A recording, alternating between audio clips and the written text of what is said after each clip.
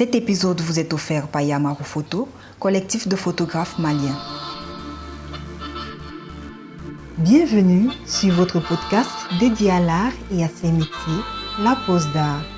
Anecdotes, passion, parcours inspirant d'artistes d'ici pour le monde et ceux du monde pour ici.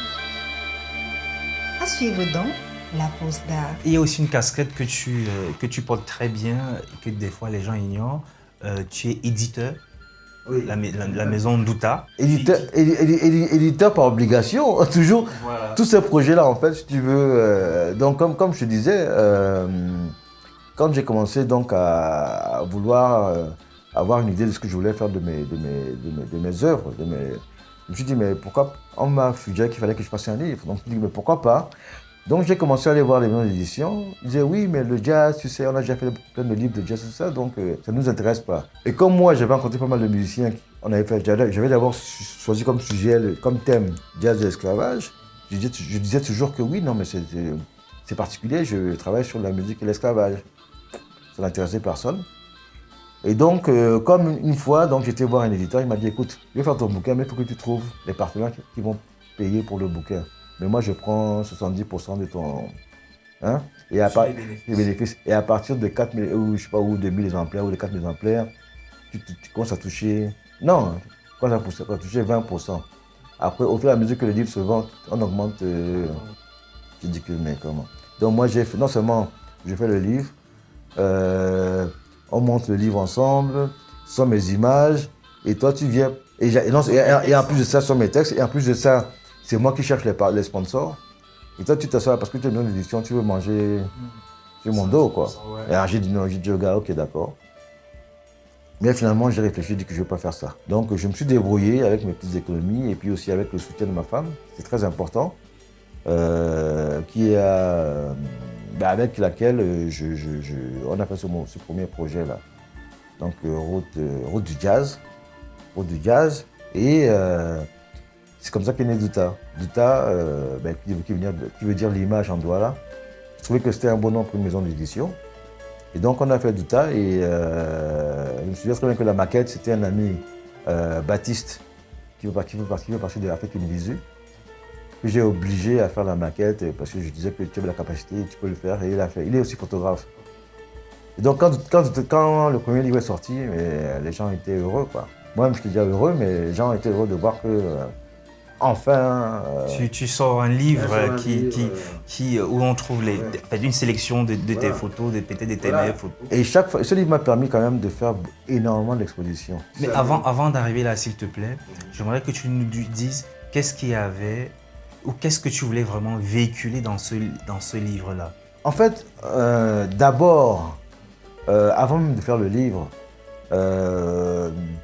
pendant que j'interviewais les musiciens et les photographiés déjà pour moi, pour mes propres projets, mais sans savoir ce que j'allais faire.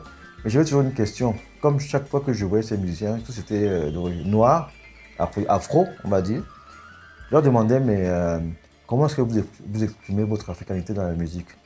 Et chaque fois, c'était devenu une question qui revenait tout le temps, que je posais à chaque musicien, quoi.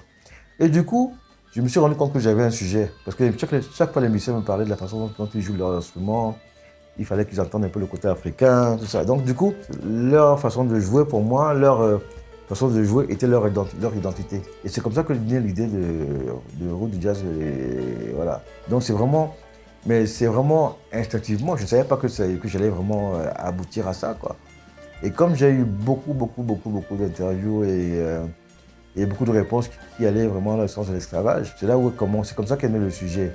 Et donc, quand j'ai commencé à penser au livre, j'ai appelé tonton Manu, encore une fois, toujours lui.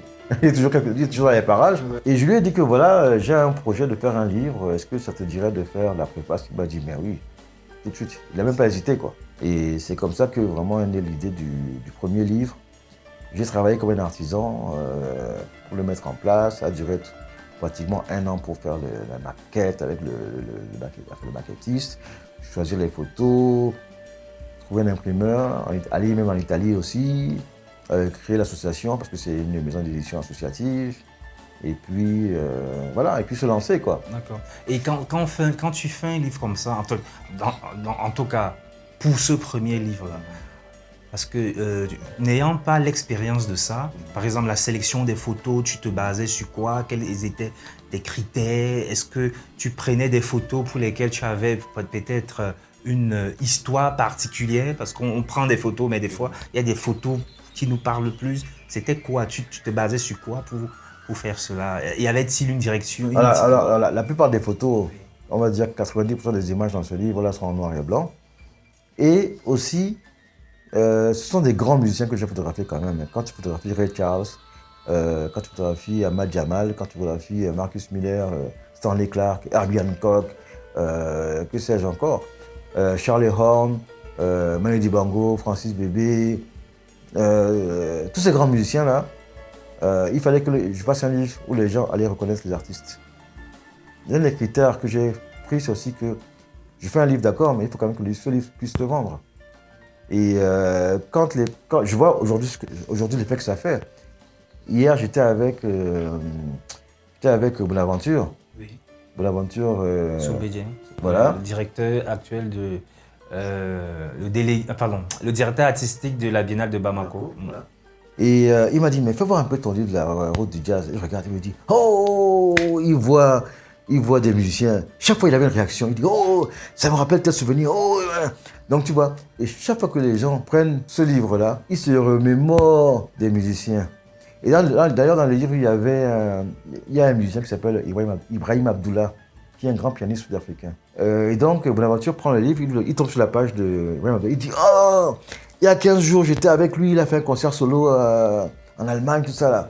Il a commencé à me raconter un peu l'histoire. Je dis, bah oui, mais tu l'as rencontré. Je dis, mais voilà la photo. Tu vois. Et les gens sont toujours étonnés de voir que j'ai rencontré tel musicien.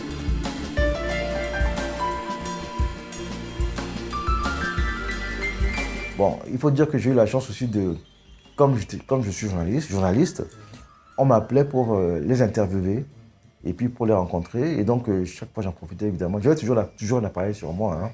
Pour faire la photo, elle a fait l'interview, quoi. Ouais.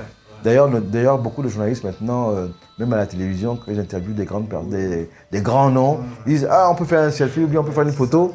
Eh bien, moi, c'était comme ça avant qu'il y ait les selfies, quoi. Et sauf que moi, je ne fais pas de selfies, mais je prends les musiciens avec mon appareil photo, quoi. Donc, tu disais que après la sortie de ce livre, ça t'a ouvert la voie pour plusieurs expositions à travers. Après ce livre-là, j'ai été en Afrique du Sud, j'ai été en Allemagne, j'ai été en Belgique, j'ai été en Côte d'Ivoire, j'ai été au Mali, au Sénégal. J'ai fait plein de pays. Même je me suis retrouvé à faire plein d'expositions dans et pas forcément faire des expositions, j'étais même au PANAF. Pas forcément, et j'avais pas de galeriste. Hein. C'est-à-dire que c'est le livre même qui m'a ouvert ces portes-là. D'accord. Ouais. Ben, je vais sauter plein d'autres choses peut-être dans l'histoire pour arriver au dernier livre que tu as sorti, Jazz on My Mind. Pourquoi des années après revenir sur le jazz? Pourquoi ce deuxième livre sur le jazz? Quelle est la différence? Déjà, les gens pensaient que... tout le monde me disait, mais tu fais nous un route du jazz numéro 2, quoi. Et donc, je me suis dit, ouais, pourquoi pas. Et donc, j'ai commencé à penser à faire un deuxième livre. Et puis, je me suis dit, mais je suis africain. J'ai rencontré beaucoup de musiciens africains. Donc, avant de faire ce deuxième livre sur le jazz, je me suis beaucoup plus intéressé à l'Afrique. Et j'ai commencé à sillonner les festivals comme le Massa. Et chaque fois que je faisais des workshops, des ateliers photo dans les pays, j'ai rencontré des musiciens comme au Congo, comme au Sénégal, au Mali, tout ça. J'ai rencontré beaucoup de musiciens. Et du coup, au lieu de faire un deuxième livre sur le jazz, j'ai décidé de faire un livre sur la musique africaine. Mais un livre qui fait de manière à ce que ce soit comme un voyage en Afrique à travers la photographie, quoi, et la musique. Okay.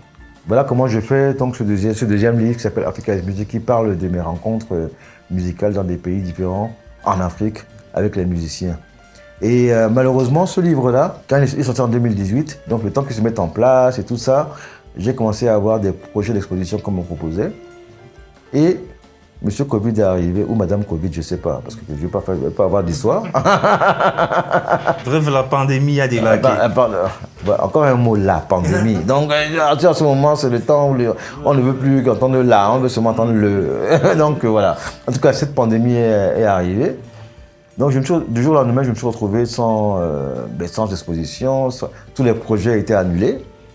Et donc, j'étais chez moi.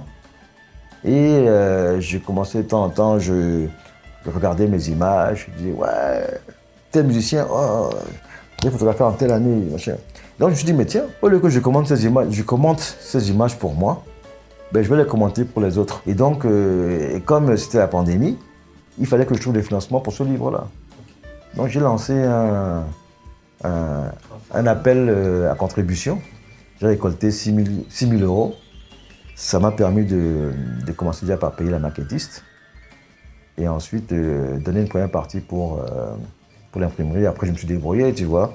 Et donc, voilà, donc j'ai fait un livre vraiment pendant la période de pandémie, en 2020. Et chaque fois, j'ai beaucoup écrit pour ce livre-là, parce que j'avais déjà les images. Donc, il fallait surtout que c'est un livre qui parle où je commente chaque image dans le livre, en français et en anglais. Ça raconte chaque image, en fait. Okay.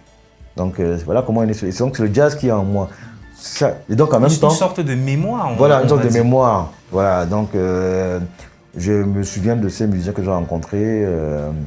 Et d'ailleurs ce titre-là, Jazz on My Mind, justement, m'a été inspiré par une musique où on parle de souvenirs, quoi.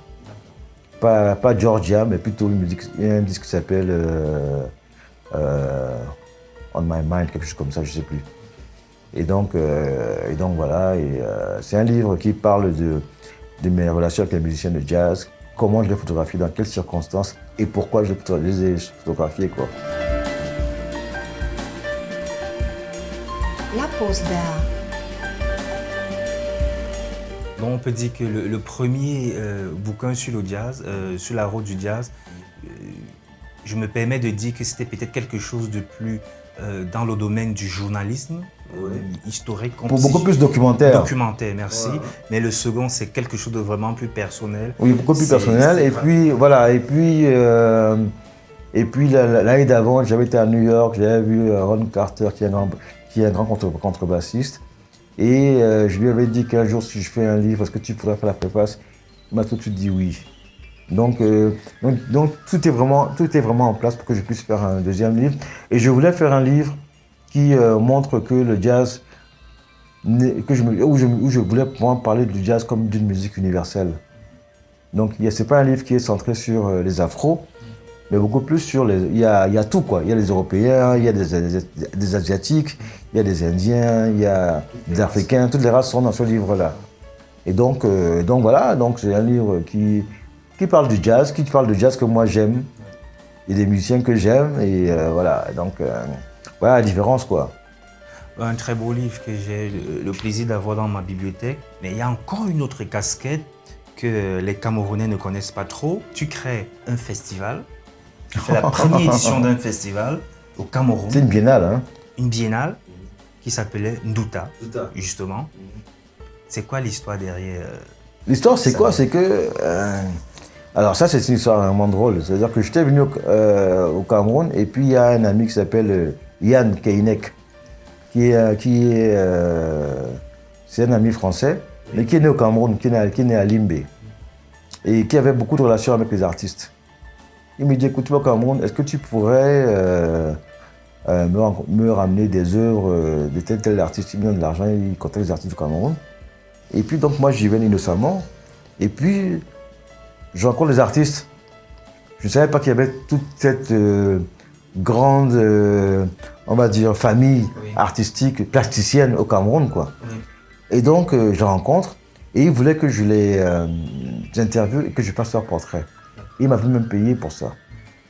Donc, j'ai commencé à rencontrer les Hervé Yamgeng, les Hervé Yumbi, les Salifou Lindou, les Kapsiki, quoi. Oui, et puis aussi l'ancien Coco Komenyé. Donc j'ai commencé à aller dans leurs ateliers. Oui. Et j'ai commencé. ils étaient super intéressés, super contents qu'enfin quelqu'un s'intéresse à eux de manière désintéressée, quoi. Tu vois. Donc, je les ai interviewés tous et je faisais leur interview, leur portrait photographique et leur portrait écrit. C'est comme ça que pour la première fois, chaque artiste de cette période-là, la plupart d'entre eux, en tout cas que je connais, ont eu pour la première fois une espèce de portfolio avec leurs photos, avec leur biographie, mini-biographie, et des textes qui présentent leur travail, quoi. Leurs œuvres, quoi. Et c'est moi qui ai commencé par le faire. Et puis au moment où je devais rentrer en France, l'artiste venait me voir et me dit que maintenant que tu peux avoir fait comment alors? Je dis que ouais, comment je vais faire? Je dis mais déjà, je vous donne ce que j'ai fait comme travail, à vous de l'exploiter, quoi. Il dit oui, mais nous ici, là, il n'y a que 2 galeries, je ne cite pas les noms. Donc il faut que tu nous fasses quelque chose, quoi. Donc à l'époque, j'avais déjà exposé à... Non, je n'avais pas encore exposé à Dakar. Et donc je me suis dit, mais comment est-ce que je peux leur rendre service? Je me suis donc investi dans l'idée de créer une biennale, sans savoir dans quoi je me lançais, quoi. Ah, ça, c'est une idée que je ne sais pas si je referai, mais pas tout seul. Et donc, la suite au prochain épisode.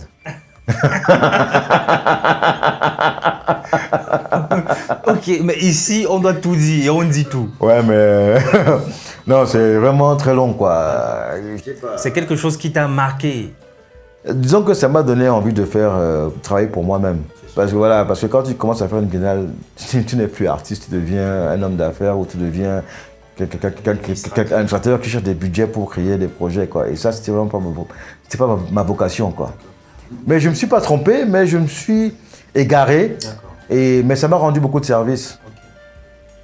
Tu vois, parce que tu vois, des fois, c'est dans les erreurs qu'on grandit. Mais je pourrais le refaire quand même. On le souhaite en tout cas. On le souhaite. Mais j'ai toujours du mal. J'aurais même pu la faire il y a 4-5 ans, mais j'ai toujours cette peur de l'échec. Et mon Dieu, le Cameroun est un pays dur. Quand tu t'engages à faire quelque chose, il y a beaucoup de moments de solitude. Tes amis même deviennent même tes ennemis. À suivre, la Pause d'Art. Cet épisode vous a été offert par Yamaro Photo, collectif de photographes maliens. Merci à vous d'être si nombreux à nous écouter. Nous vous donnons rendez-vous la semaine prochaine pour aller à la découverte d'une histoire intimement liée à l'art. La Pause d'Art est une idée d'Yvon Gassam. Voix off, Solange Nembe. Musique, Tumo. Mixage, Ralin Gangmo. Réalisation, Yvon Gassam. La Pause d'Art est un podcast produit par African Entertainment avec le soutien du laboratoire de théâtre de Yaoundé, Otni et de Satek Records.